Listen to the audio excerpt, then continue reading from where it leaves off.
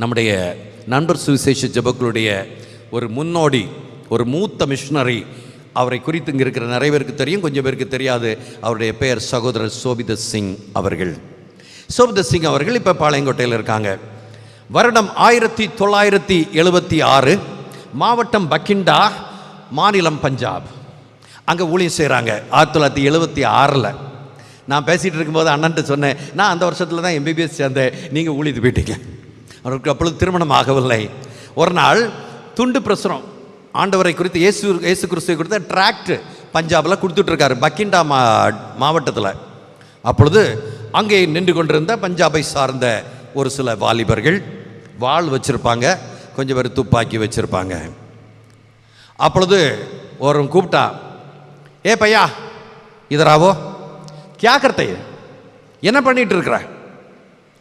ஒன்று அவர் சொல்கிறாரு, மே ஏசு மேசியாக்கோ பயந்துட்டு, மே ஏசு மேசியாக்கோ பாரமே போல் ராகு, என் ஆண்டவராகிய இயேசு கிறிஸ்துவனுடைய உள்ளத்தின் பாரத்தை, நற்செய்தியை அறிவித்துக் கொண்டிருக்கிறேன்.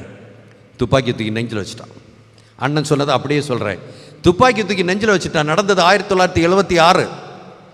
சொன்னானா, உன்னை போன்ற கயவர்களை கொல்லுவதன் மூலமாக நான் மோட்சத்தை அடைய முடியும் என்று எங்களுடைய வேதம் சொல்லுகிறது. ட்ரிகரில் கை எப்படி இருக்கும்?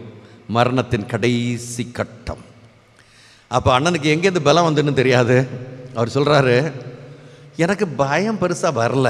நான் சொன்னேன், என்ன கொன்னுட்டா நான் மோட்சத்துக்கு போயிடுவேன். இந்தியில் இல்லைன்னா பஞ்சாபில் சொல்லியிருப்பார், பஞ்சாபி எனக்கு தெரியாது. என்ன கொன்னுட்டா நான் மோட்சத்துக்கு போயிடுவேன், என்ன கொன்னா நீ கொலகார ஆயிடுவ, நரகத்துக்கு போயிடுவேன். யோசித்துட்டு அவர் சொல்கிறாரு, அந்த நீள துப்பாக்கியை காலுக்கு இடையில வச்சுட்டு இவருக்கு கையை பிடிச்சி சொன்னானா, போயிடு, இந்த இடத்தை விட்டு போய்விடு, போய்விடு, எனக்கு பயமாக இருக்குது அப்படின்னு அவன் சொன்னான்.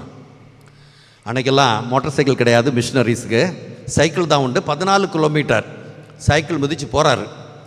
போய் அங்கே அவருடைய வீட்டில் போகும்போது, வீடுனா ஒரு சின்ன ஒரு ரூமு, அந்த கதவெல்லாம் கீறி போய் கிடக்கும். அங்கே ஒரு இன்லெட் லெட்டர் கிடக்குது.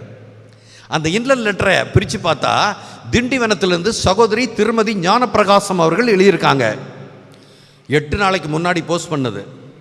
சகோதரனே சோபிதர் சிங் அவர்களுக்கு ஆண்டவராய் இயேசு கிறிஸ்துவின் இனிய நாமத்திலே வாழ்த்துக்கள். உங்களுடைய உயிருக்கு ஒரு பிரச்சனை வரப்போகிறது, அதற்காக ஜெபித்துக் கொள்ளுங்க. ஜெபித்துக் கொண்டிருக்கிறோம், நாங்கள் குழுவாக ஜெபித்துக் கொண்டிருக்கிறோம், நீங்கள் ஜெபித்துக் கொண்டிருங்கள், கவனமாக இருங்க.